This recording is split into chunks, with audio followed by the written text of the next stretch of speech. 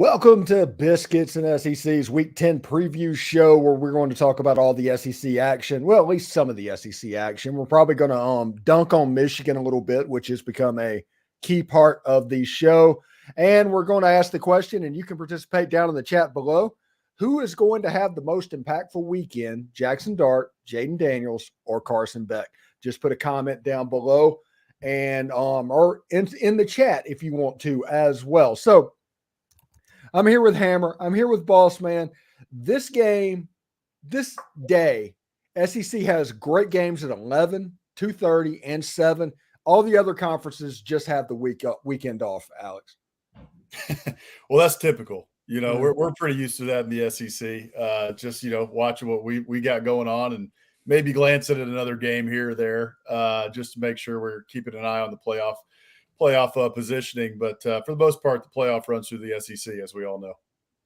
Hammer, I have YouTube TV, and one of the most game-changing things that I've discovered on YouTube TV is the quad boxes. And you can just on college football Saturdays, it's just quad boxes up unless Ole Miss is playing.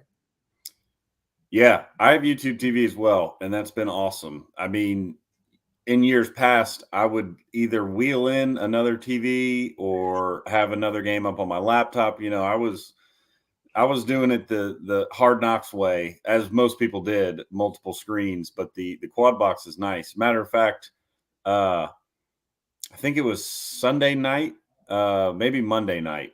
I was watching the NFL game of the night and the World Series on the same screen at the same time, and it was pretty awesome. Yeah, it's a game changer. And if you'd have told me 10 years ago that this is what cord cutting was eventually going to get me, I would have said thank you. Because all the other crap is just crap, but that quad box almost makes it worth it. So let's start in the games this weekend. There's 3 major games, and honestly, we'll just go in chronological order. The first game is Texas A&M at Ole Miss. Now, you can see what I'm wearing. I'm as biased as they come. Homer is in the name when it comes to the Locked On Ole Miss brand. So you can everybody imagine what I'm going to say. But I do want to say this before we get started. Lane has just been on one this week and just in like rarefied air form, Alex.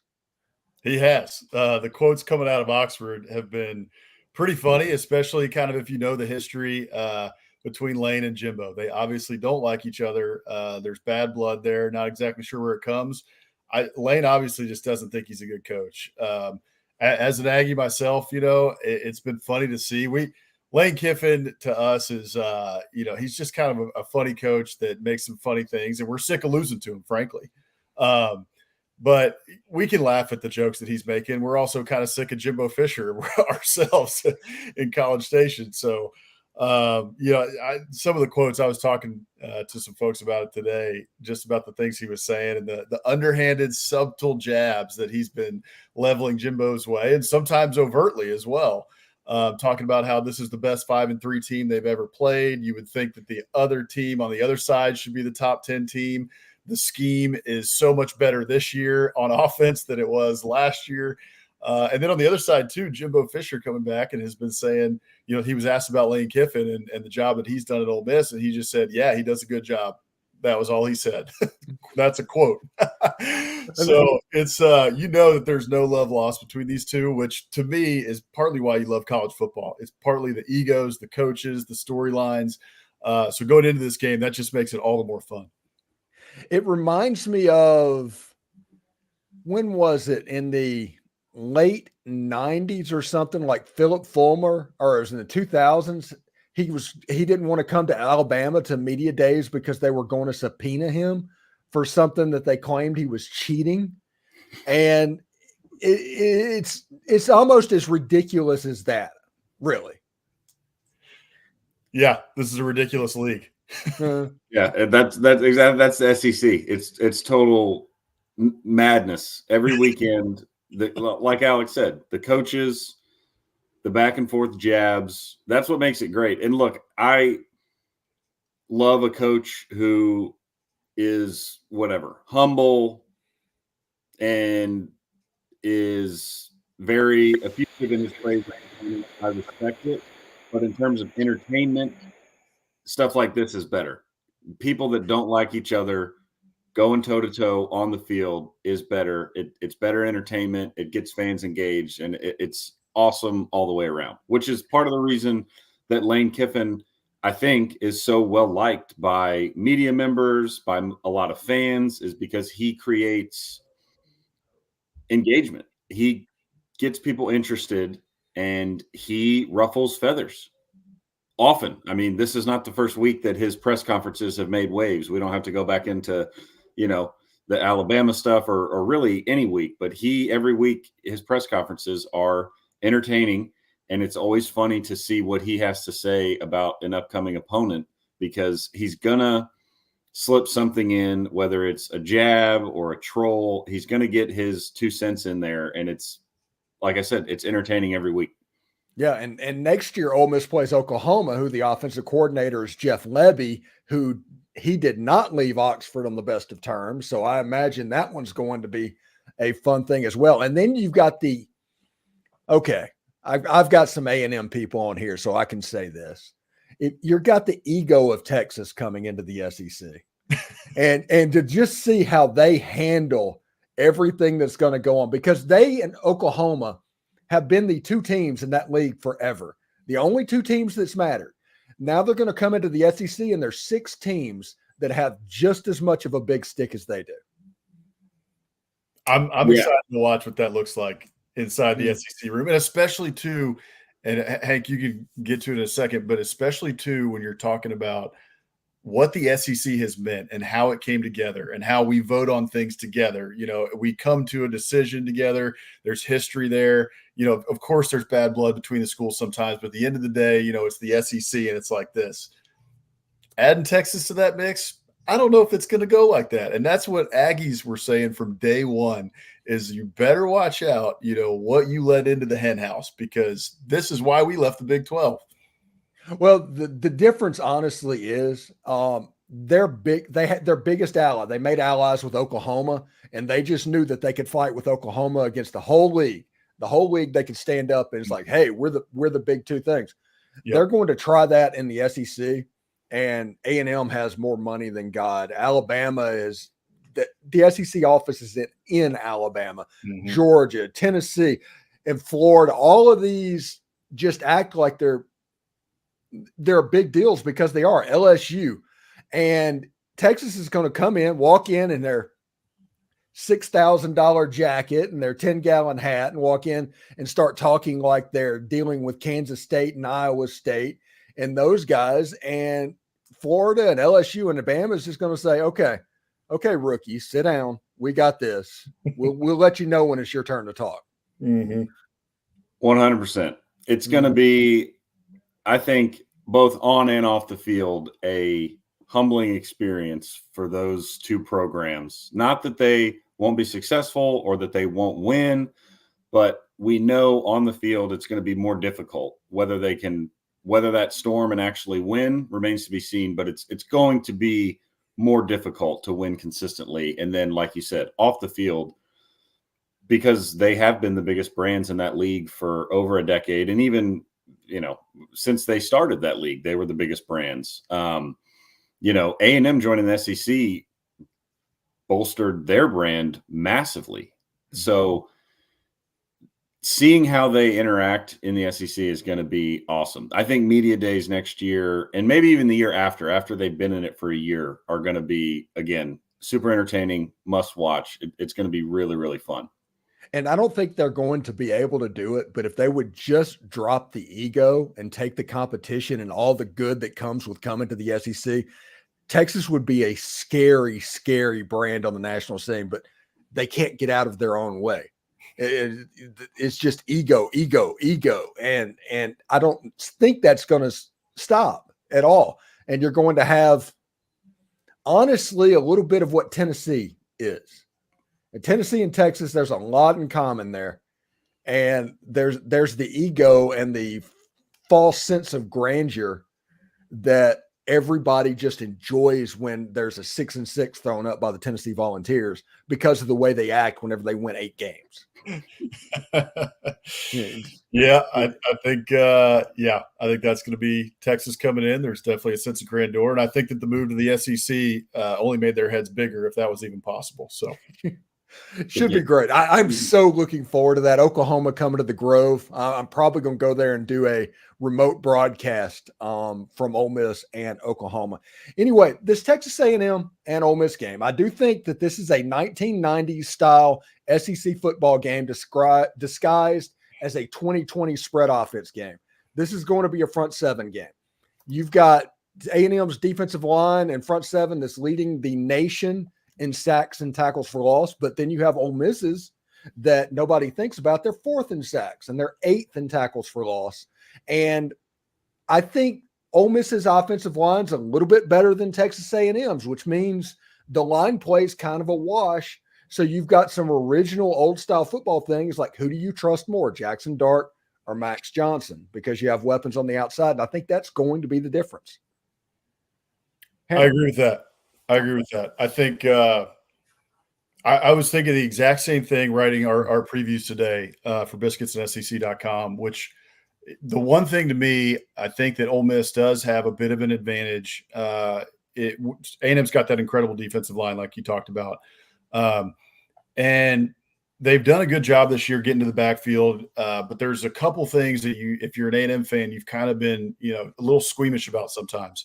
The run defense has been really good for the most part, but then you play a team like Tennessee who relies on the run game and does well in the run game, and they run for 250 yards on you. So that's one thing I think that Aggie should be worried about a little bit is that Jackson Dart's going to be handing the ball off to Quinshon Judkins. That running game, Lane Kiffin's going to try and get it going. I don't expect them to run for 250 yards like Tennessee does. I think Tennessee's offensive line is better than Ole Miss's. Ole Miss does have a good offensive line. So I still think they're going to be able to run the ball on A&M more than most people might think. But I do think that, like you talked about, it's going to come down to Max Johnson or Jackson Dart. I really think that this game comes down to who can actually make a couple more plays in the passing game. And both teams have great weapons on the outside. They've got plenty of offensive firepower. The thing to me is I just trust Jackson Dart to make a couple more plays and those weapons from Ole Miss to make a couple more plays. And I don't trust the A&M secondary to be able to stop them. We've seen the A&M secondary be leaky in multiple games this season when they don't have that defensive line, making a push and in the face of the quarterback every down. So, and I think Jackson Dart is really coming into his own. So I think he's going to be able to have some success against this A&M secondary. And then when you turn it around on the other side, like you mentioned, Ole Miss 4th in sacks. They've got a solid defensive front, and A&M has struggled in every single game this year against teams even that don't have a very good defensive front. Their offensive line is one of the worst in FBS, kind of up there with Alabama, which just makes it incredible that Alabama's doing what they're doing, but A&M hasn't been able to overcome that. So I'm thinking Ole Miss in this game. I think Ole Miss is going to end up covering, and I like them by touchdown, maybe 10. Okay, Hammer, the one thing that's in my head, and the reason I was leaning the direction I keep thinking about, I think the cornerback's last name is DeBerry, and Jalen Milroe looked like a super passer against going up there and just picked on him all day. That Lane Kiffin is going to put Trey Harris on that side of the field and say, hey, y'all need to pay attention to this. And if you don't pay attention to that, okay, we have Quinshon, and then we have these other pieces over here. So it's kind of pick your poison. Don't you think? 100%. I think, honestly, this game is going to be pretty similar to the last couple of years with A&M and Ole Miss. I think, in terms of comparing it just to last year's game, I don't think, Ole Miss is going to run for over 300 yards. And I also don't think A&M's quarterback is going to throw for 4 touchdowns like Wigman did last year. So I think it'll be a little bit different in terms of, how these teams are scoring. But I just, to go back to your first point, I think this game is won in the trenches. And I don't trust the A&M offensive line, especially on the road, to block. I think you're probably going to see a handful of pre-snap penalties, and I think you're going to see a lot of missed assignments from running backs, from offensive linemen, and you're going to see guys running free because the jury is out on the A&M offensive line that they, are not very good, especially when you throw an exotic look at them. And Pete Golding is, a smart defensive coordinator who's going to exploit that. So that's where I think the difference is here. And your point about the Ole Miss offense, that's one of the things I respect the most about Lane Kiffin, the way he runs it, is he will exploit a matchup until you stop it, right? He is going to go to his playmakers, and his main goal is to, get the ball in space to his playmakers, or you have to prove to him that you can stop it. And then he goes to plan B, plan C, and on down the line. And as good as the A&M front seven is, you're not going to get pressure on every single passing down, no matter how good you are. So there's going to be opportunities for Jackson Dart to make plays downfield. And the A&M secondary so far, I think has shown that if the opposing quarterback has time, they don't hold up in coverage very well. So I think I'm on, Alex's side here, and I'm sure your side here, Stephen, where I think Ole Miss wins this game. I think it's going to be a very close, competitive 4-quarter ball game, but A&M hasn't won a road game since 2021. So to think that they're all of a sudden going to beat a 7-1 top 10 Ole Miss team on the road is, in my opinion, just not a smart bet. I just don't think you can count on this team to execute at a level high enough to win on the road right now against a very good Ole Miss team. So I think Ole Miss wins this game. I think it's going to be, fairly low scoring, 27-20, 24-20, somewhere in there. But I just don't think this A&M team has shown us anything that makes me think they can go on the road and win a big game like this. All right, 2 things before we move on to the next game. First of all, thank you for Caden Davis. He's just an absolutely different kicker and is a weapon. Randy Bond must be amazing. And and also, okay, if you're looking for this game to get really squirrely for Ole Miss football, if you want to find a way, Ole Miss's punt game has not been very good. Anaya Smith might break a return. That is something that people need to watch as well. I think that's the way that there can be some momentum changed in the game. So let's go to Missouri at UGA, 2:30 Central Time on CBS, part of the CBS doubleheader. You got Brady Cook going down to the number 2 Georgia Bulldogs, which thoughts and prayers, Missouri, for that.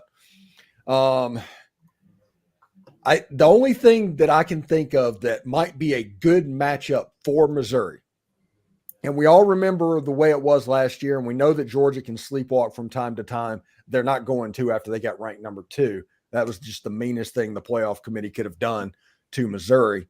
But Brady Cook to Luther Burden. If Luther Burden can get off in the slot, and if that happens and creates matchups and kind of undoes the Georgia defense from within, that's a way that Missouri can at least score enough to keep it close.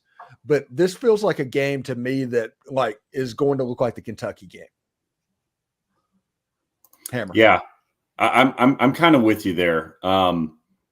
Missouri has been an awesome story this year. I think they are a good team. What Eli Drinkwitz has done is really impressive, but you can be a good team and still get blown out on the road in Athens. And, the one thing I think that as much as Georgia maybe has looked differently this year, or as you mentioned, Stephen, they have been known to sleepwalk through games. Mm-hmm. Yeah. They typically do not do that in a big game. And Missouri is, I can't remember what they are in the playoff, but they're a top 15 team, 13, 12. Yeah. So this is a big game. And I don't expect Georgia to play with their food in this one. And when you look at what Missouri does well, to your point, if they're going to be in this game, Luther Burden's going to have to go over 100 yards and probably get in the end zone.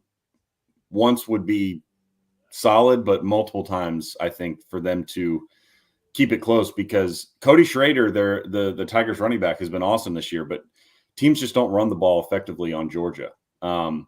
And I don't quite know if the Missouri defense is going to be able to turn Georgia over, because that I think is what they're going to have to do. I think Georgia, without turning the ball over, is going to move the ball effectively on Missouri. And, when you think back to the games where Georgia has struggled a little bit, especially the Auburn game, they had a couple of really costly turnovers, and that's really what kept Auburn in the game. So as long as Georgia takes care of the ball, I really don't see how Mizzou keeps it close. And Carson Beck has been playing excellent football as of late, so I don't expect him at home to put the ball in dangerous positions. So I think Georgia wins and covers this game. It's just one of those games where the great stories that we love in college football, like Missouri, come back to reality when they get matched up with a team like Georgia, who just has glass eaters on both sides of the ball, who are ready to destroy any and all things in front of them when they're in the right mindset, which, again, I think they will be. So I like Georgia in this one, and I like them to cover. Hey, boss man, you know what the status symbol of 2023 is in college football? What's that? That is being good enough to where Georgia takes you seriously and actually gets up for your game. So that if you get blown out by Georgia, that means you're a pretty good football team. If they just play around like they did with Auburn, they go to it. So this is a game that the only thing that in my head, the way I think of it, is Georgia's sitting over there. Kirby Smart has them all in military ranks. They're all putting war paint on. There's like Mongolian throat music playing in the background. And Georgia's just getting ready to go to war, and they're going to take it out on Eli Drinkwitz. Am I wrong? No, it feels like if you've ever seen the New Zealand All Blacks do their haka dance, something like that, where they're going to come out just absolutely ready to go.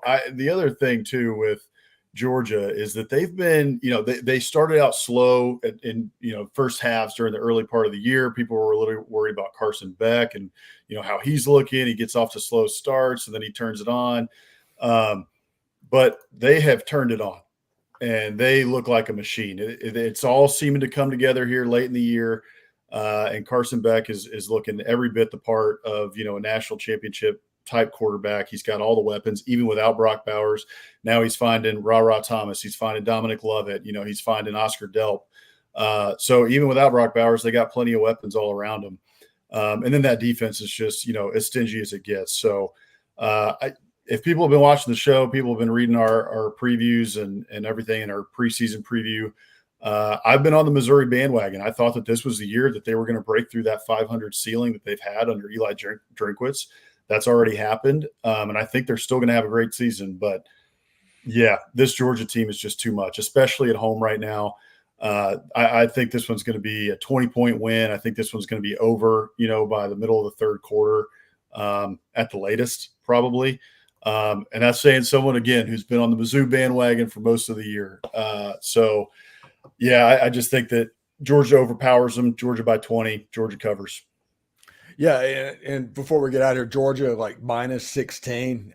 I don't know if I wouldn't lay those in the first half for Georgia. I'm seriously thinking that Georgia's just about to go off in this situation. I think it's coming. Now, and also remember last year, right? Mizzou had them on the ropes. They remember that. They're pissed off about the number 2 ranking that they just got. I mean, there's a lot of things that are now stacking up against Mizzou, and Mizzou's got that number 12 ranking like we talked about. So there's a whole bunch of bulletin board material for Kirby Smart and the Dogs, and you never want to be walking into Athens when that's going on. It's like Eli Drinkwitz. What's that movie? No Good, Rotten, Totally Bad Day or whatever. And yeah, that's kind of what Eli Drinkwitz is in store for as well. All right, so let's turn to the game that I'm assuming that everybody in the chat wants to know about, and it's LSU and Alabama. It is the primetime CBS game. It was the last one. Honestly, it's been the primetime CBS game so much in the last 15 years. It's probably good that it is the last CBS game. Now, I've been waiting on Alabama to lose games, and you can see by my chest, I'm an absolute homer in that situation, to where if Alabama is going to lose 2 games, they need to start because there's only 3 left. So I'm going to pick LSU just because I'm hoping. And also LSU can be really good, and I'm not sure that Jalen Milroe can even score enough against that LSU defense. But I'm going to go with LSU hammer. That's bold. Look, they're certainly capable. I mean, we saw it last year, and what we've seen from them so far this year is, in my opinion, the best offense in the country. So they're capable of going in there and winning. Jaden Daniels is playing incredibly good football right now. Malik Neighbors, Kyron Lacey. I mean, they have weapons all over the field. What I'm interested to see is how they can run the ball in this game. Not Jaden Daniels. I think Jaden Daniels, at this point, look, he's really good with his legs, and in most games, he's going to rip off a couple of chunk runs. But I'm interested to see if they can get their backs going, because we've seen time and time again in these games, even Ole Miss, it happened to them earlier this year, right, where they just couldn't run the ball with their running backs. And that puts you in a really tough spot, especially on the road at night in Tuscaloosa, to where it's all on your quarterback. And Jaden Daniels is capable of doing that, but that's just not the position you want to be in a game like this. You want to at least be able to get some breathing room with your ground game. You want to be able to stay on track and not get behind the chains and be forced into 3rd and longs. And ultimately, it's a home game for Alabama. And I know I said this earlier when they lost to Texas, but I think, we've seen enough from Bama lately to know that they've evolved quite a bit. Their offense is not great, but it's better than it was in that game. Jalen Milroe is more confident, and their defense is elite. Yeah, their defense is elite. So I don't trust the LSU defense very much in this situation. I think there will be big plays to be had for Milroe in the passing game, and at this point, it's going to be a great matchup because it's good on good. The Bama defense is elite, the LSU offense is elite, and I just think in this situation, the revenge game, everything Alabama has on the line. I know LSU is still playing for the SEC West, and if they win this game, they would be really in the driver's seat. But Bama still got playoff hopes on the line. They only have one loss, so they control their own destiny. I'm just not picking against Nick Saban in this spot. Now, is it going to be a field goal game? Is LSU going to cover? I think that's a pretty good bet, but I don't think they're going to win outright in this one. And I think, you're looking at a pretty entertaining 31-28, 30-27 type of a game. So, look, at the end of the day, I'm just pumped for this game. A&M is out of it, the team I root for. So I don't have a dog in this hunt, but it's going to be really, really fun to see this game. Brian Kelly's first time at Bryant-Denny. I mean, it's going to be awesome. So I like Alabama, but just really can't wait for the matchup and to see, how these teams fare.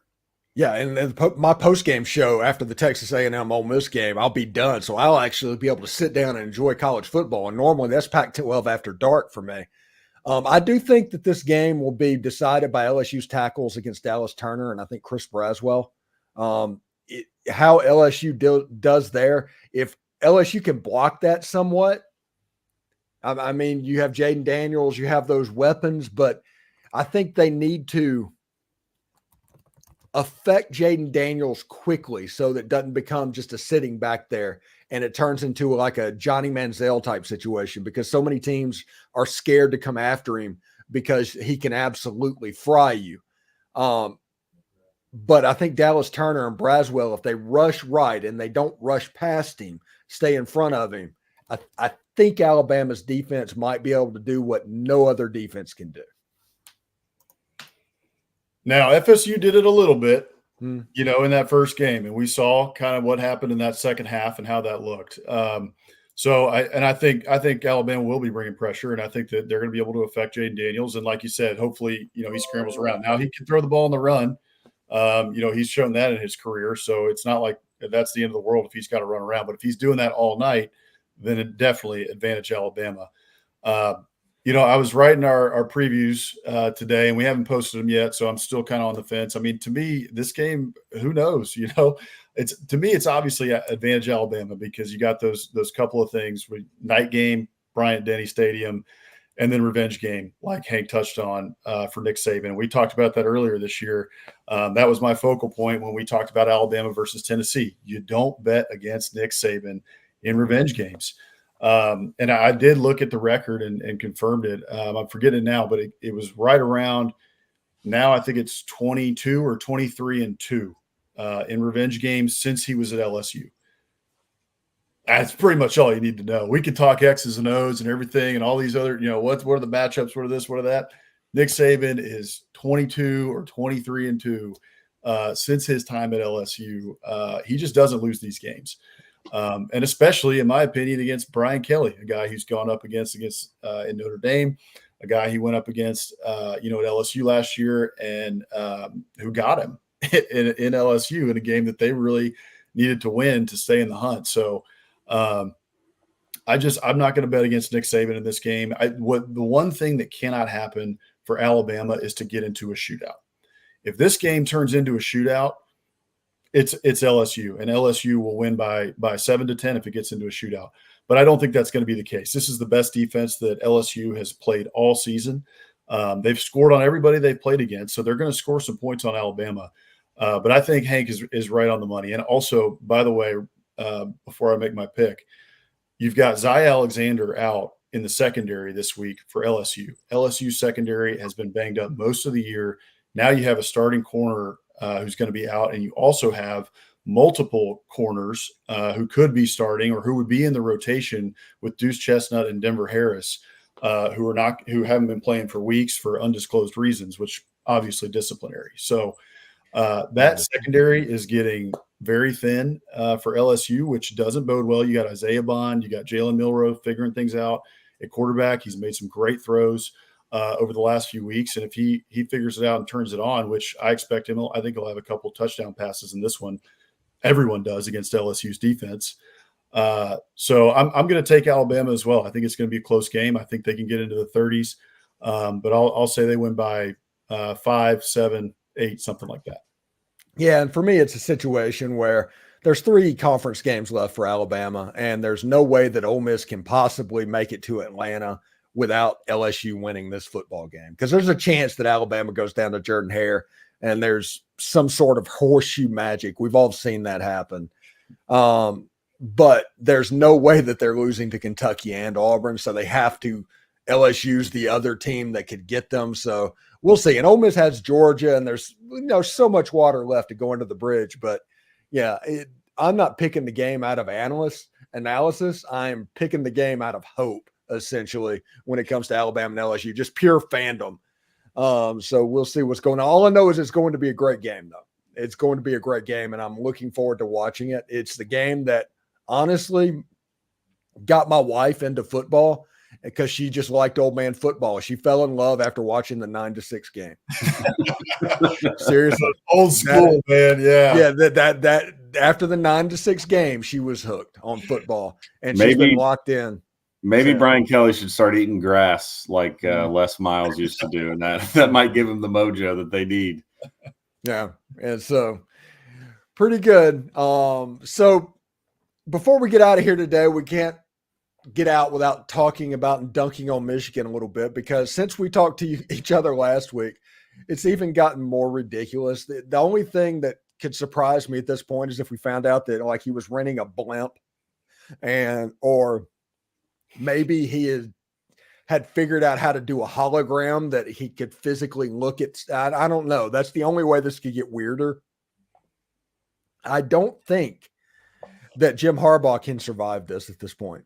Either whether he knew or not, it's just not relevant. It's just at the point where there has to be an example made. And I understand that Michigan is one of the sweethearts of Fox.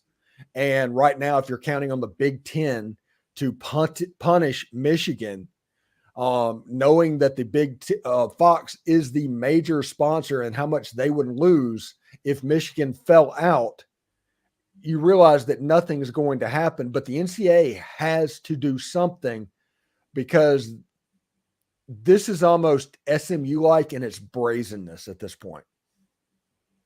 Yeah, it is. I think so. first of all, if the folks watching us tonight haven't been following along, I totally understand. You've probably caught bits and pieces, but it seems like there's a new piece of news that comes out on Twitter like every 15 minutes about where Connor Stallions was, on this date, and he better have an alibi or he's guilty, before we've even charged him in the Big Ten court of law. So yeah, it's just been wild. I mean, the more and more now we're talking about, social media gets a hold of clips that he may have been at the Central Michigan versus Michigan State game. Was he wearing Ray-Bans that have, the little like the video digital camera? Yeah. Yeah. He was wearing Nike shoes when all the rest of them were wearing Adidas, on the Central Michigan sideline. So you just can't even hardly keep up with how much is coming out. The floodgates are obviously open. Now all these Big Ten schools, whoever has any sort of possible potential dirt is leaking it either to ESPN to take a shot at Fox. They're leaking it to, Josh Pate. They're leaking it to any of these guys who are just tweeting it far and wide. I think the big thing with the writing is on the wall, and you can see it with how Michigan has reacted to this. And Michigan pulled Jim Harbaugh's contract offer, which would have made him the highest paid coach in the Big Ten a couple days ago, or what seems like, 3 weeks ago at this point, but it was probably like 4 days ago. And I wrote it in our newsletter. So yeah, it's I think Jim Harbaugh's gone to the NFL after this year. Truth be told, I think there's a very obvious landing spot for him, and that's in his old other home of Chicago. It's unfortunate for college football, but it's also obvious when you look at the record, right? It's like the record up until this point of now when the alleged sign stealing started was not that great. It was good, but not great. And then now we're looking at a top 3, top 5 team playoffs, all this stuff. The whole stuff with South Carolina. I mean, it's just a total mess. I don't see how he survives it. I have a feeling that he's going to get what they call transfired in some industries, which means they're going to transfer him out and give him the opportunity to basically resign. And I think he'll either do that or take a job before that's even possible. Hammer, if you look at it, he talked about the records and everything. And yes, before all this happened, Jim Harbaugh was on the hottest of hot seats. And then all of a sudden he's in the playoff getting boat raced by Georgia and TCU and whoever's going to blow them out this year. It's an interesting situation because if you look at like third down and fourth down conversions, their offense wasn't very good at converting third down and fourth downs, and their defense was very bad at giving them up. And it's just completely flipped. They're dominating on third and fourth down now. Like just flipped a switch. We figured out how to do it. Yeah. And it probably has to do with those hand signals that are on that sheet of paper that's on the sideline next to the person that you didn't know was doing it. Yeah, look, there's an old saying. I believe it goes, where there's smoke, there's fire. And there's so much smoke going on coming out of Ann Arbor right now that there's a fire. We'll probably never know the true details of who knew what and all that nonsense. And there's been enough scandals in college football that we know how these coaches handle these things. It's all plausible deniability. And I didn't know, what was going on, blah, blah, blah, blah, blah.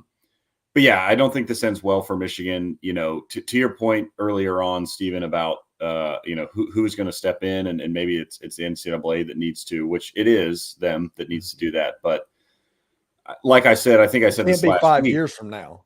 Right.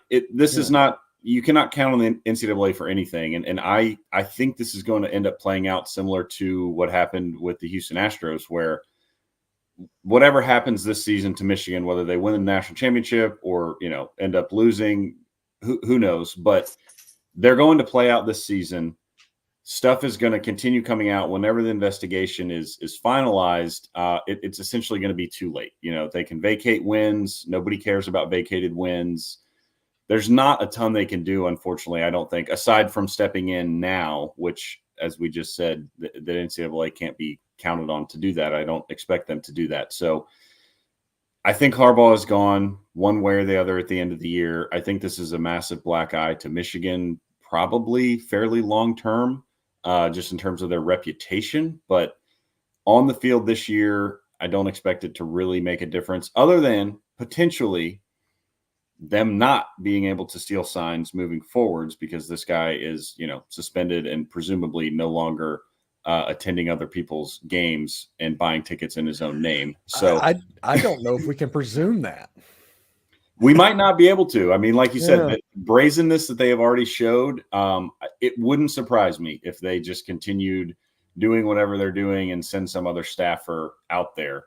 But, at the end of the day, it does stink for college football. And I hope this leads to them putting the intercom microphone in the helmet so we don't have to deal with this anymore. And just in general, I mean, you look at the game and every college football game you see, there's 3 guys wearing different colored shirts signaling. They've got the sheets up behind them that are black so you can't see it from certain angles. I mean, it'd be cheaper to do it. Yeah, it's silly. It's total nonsense that they have to do this, regardless of this specific scandal. We shouldn't have to be doing this. I mean, guys, it's 2023. We can figure this out without having all this dancing and signs, of memes on the sideline that mean a certain thing. It's complete nonsense, and getting the intercoms in the helmets solves it all. So hopefully we get that out of this and move the sport forward into the 20th century a little bit. But it's college football. They're slow on a lot of things, so we'll see. So the NCAA is hoping that Michigan loses to either Penn State or Ohio State, right? I think so. Yeah. Ohio State might get them. Yeah. I have a feeling they may get got. Ryan Day is on a warpath. All right, he's already taken down Lou Holtz. He will take down anyone he can find. He's going after Santa Claus next. Got your number. I've got your number. He's Methuselah. Ryan Day is the tough guy. He goes after men over 80 and kids under 10. That's right. So he's your guy. But I mean, Penn State's fraudulent. I mean, you can't count on them to beat Michigan because you saw them against Ohio State. They looked like Iowa's offense whenever they were faced with a semi-talented team. So it's really just Ohio State. So the whole country is going to be rooting for them the way that essentially they root against the Houston Astros. Yeah, definitely. Which is weird for Ohio State because they are typically rooted against. As Ryan Day was, again, very quick to point out, he was screaming at Lou Holtz and then he was screaming Ohio versus everybody or whatever, which is pretty true. I mean, I don't like Ohio State. I don't know many people that do unless you have ties to that program. So they're very used to being hated. It'll be an interesting situation for them to be, feel the whole country rooting for them. What's the whole thing? It's like the thing that everybody knows most about Ohio is they're most famous for people leaving it. To go do something great with their life. So I get it's Ohio versus the world because whoever was stuck there, that's something else, right? Yeah, I mean, Cleveland is in Ohio and they've set their own river on fire like 6 times. Exactly. Yeah. Absolutely nuts. Anyway, thank you guys for tuning in tonight. Thanks, Boss Man. Thanks, Hammer, for doing that. We do this every Thursday night at about 8:15. We just do the SEC weekend preview, and you have my other live streams that you can catch on this channel. On Wednesday night is SEC After Dark with Corey Burton, Jake Thomas, and Jeb Beecham. And then on my Locked On Ole Miss channel, I live stream Shark Tank Live on Tuesday night, and I do pre- and post-game live streams as well. So that's opportunities to interact. John knows very well about that. Although, John, we miss you, buddy. We need you back on SEC After Dark. Anyway, we will catch everybody later, and take care and enjoy the weekend. All the other conferences, you have the day off, except for Bedlam. I want to see what happens there.